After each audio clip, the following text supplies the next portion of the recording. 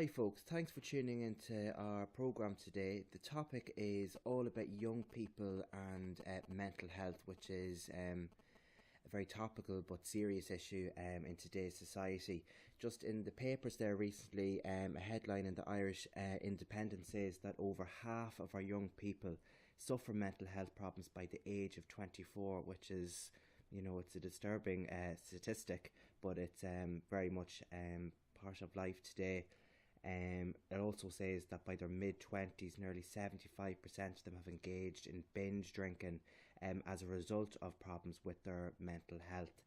The Royal College of Surgeons have also said that 1 in 5 young people between the ages of 19 and 24 and 1 in 6 young people between the ages of 11 and 13 are experience some form of a mental disorder.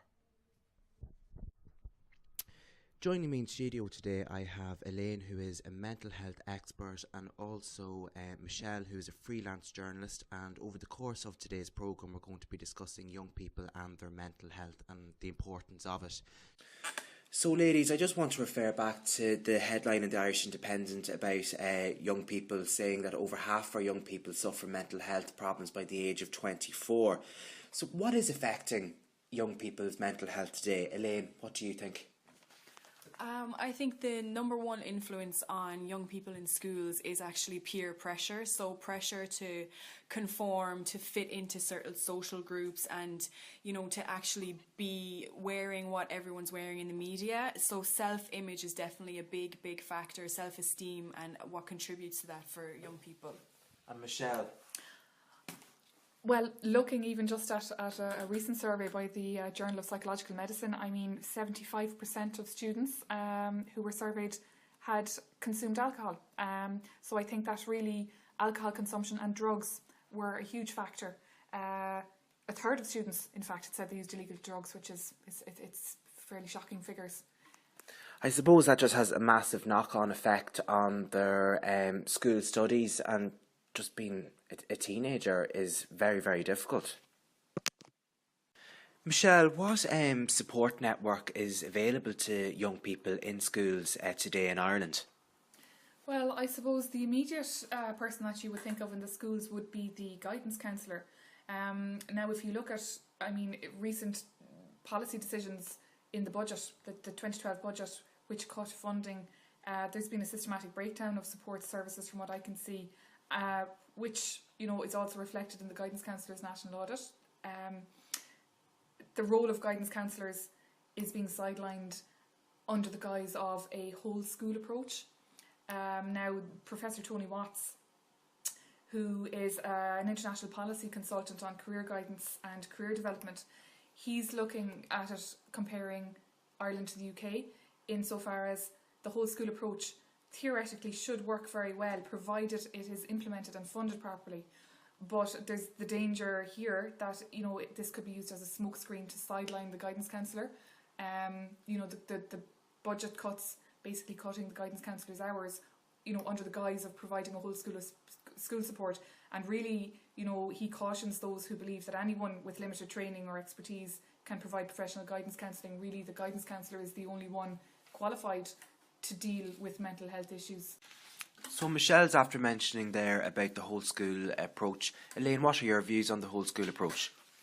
Well, I would agree that it definitely has merits. It needs to be implemented correctly. It shouldn't just be, as Michelle was saying, a way to remove some of the responsibilities of the guidance counsellor. So the school is where young people spend most of their time. So there needs to be a promotion of positive mental health.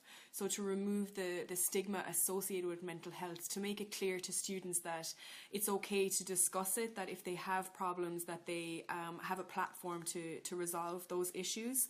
So the school should be fostering a sense of belonging with the students. There should be good relationships between the teachers on the faculty, as well as teacher-student relationships.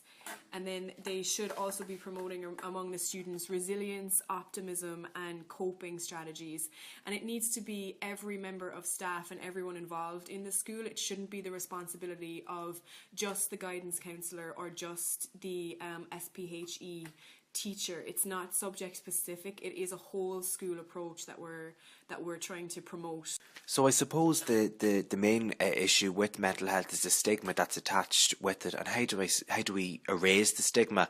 I personally think it's about talking openly with each other about your problems, and it's funny that celebrities have started to do that, and there's one in particular, Russell Brand. He's quoted as having said, "I know that I'm dramatically changing moods, and I know sometimes I feel really depressed, but I think it's just life. I don't think of it as, that is mental health, more as today, life makes me very sad." So young people are very much in tune with what celebrities are doing, so I think this is a key way of erasing that stigma. And it's funny as well, I was reading on the internet that Lady Gaga, a highly influential celebrity with young people, has actually founded a foundation called the Born This Way Foundation, which specifically deals with young people and mental health and gives them support. So I think really in terms of the schools, they should be promoting mental health through the medium of celebrity and really engaging the students into talking openly about their mental health. So we're coming to the end of our show today. If there was one final point that we could all make on the topic of mental health and young people, what would it be, Elaine?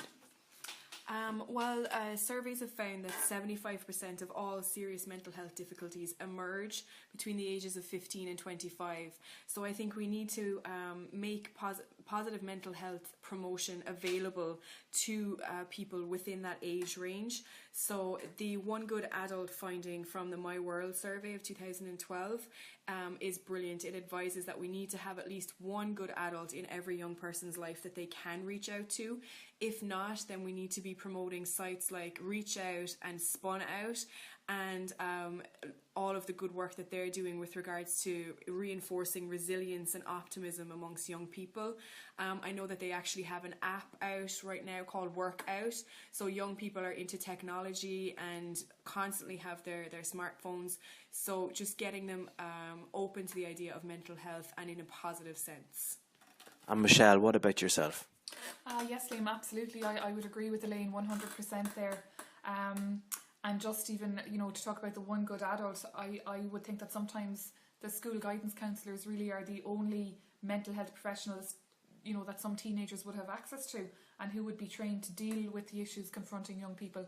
And there's such a myriad of issues confronting young people, from personal and social issues, including mental health issues.